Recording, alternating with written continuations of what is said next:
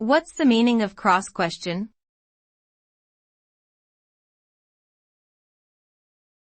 Cross-question.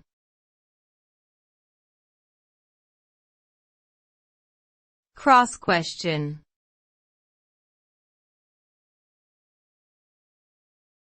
Cross-question.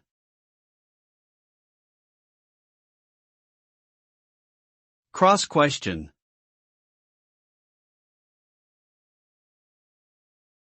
Cross-question refers to the act of interrogating or questioning someone in a thorough and rigorous manner, with the goal of uncovering inconsistencies or contradictions in their testimony. This technique is often used in legal proceedings, police investigation, and other situations where the truthfulness of a person's statements is under scrutiny.